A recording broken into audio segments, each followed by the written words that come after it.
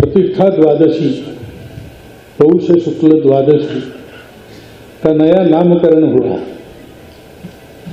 पहले हम कहते थे वैकुंठ एकादशी, वैकुंठ द्वादशी, अब उसको प्रतिष्ठा द्वादशी कहना है। That yesterday the chief of the RSS said that India never achieved independence in 1947.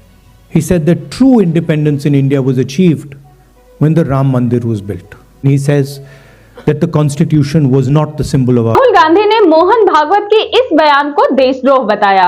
नमस्कार, देखो टीवी न्यूज में आप सभी का स्वागत है। मैं अनुपमा जायसवाल। आइए देखते हैं आज की खास खबर। कांग्रेस नेता राहुल गांधी ने बुधवार को राष्ट्रीय स्वयंसेवक संघ आरएसएस के प्रमुख मोहन भागवत की उस टिप्पणी की आलोचना की जिसमें उन्होंने कहा था कि भारत को सच्ची आजादी अयोध्या राम मंदिर में रामलला की प्राण प्रतिष्ठा वाले दिन मिली। राहुल गांधी ने मोहन भागवत के इस बयान को देशद्रोह बताया।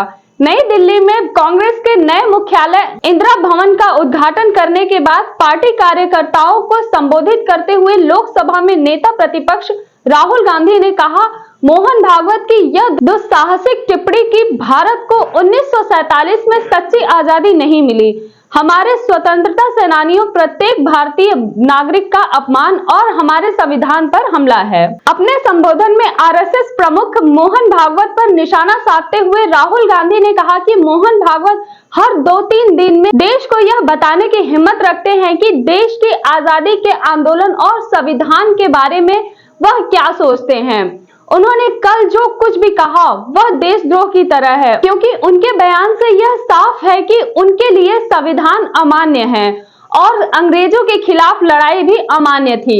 राहुल गांधी ने अपने बयान में आगे कहा कि मोहन भागवत को सार्वजनिक रूप से यह कहने की हिम्मत नहीं होती, यही अगर किसी और देश में होते तो गिरफ्तार कर लिए जाते, उनके ऊपर अब तक केस चल जाता।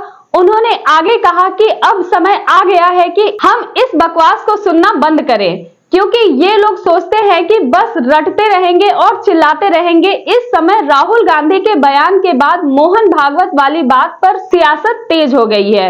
देखो टीवी न्यूज के लिए हर्षवती खाती की खास report. We are getting new headquarters at a very particular time. I think it's quite symbolic that yesterday the chief of the RSS said that India never achieved independence in 1947.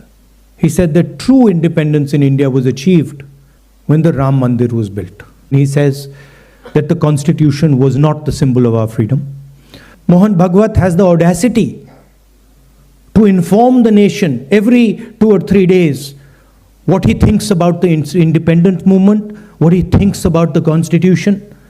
In fact, what he has said yesterday is treason, because it is stating that the constitution is invalid, it is stating that everything, the fight against the British was invalid, and he has the audacity to say this publicly.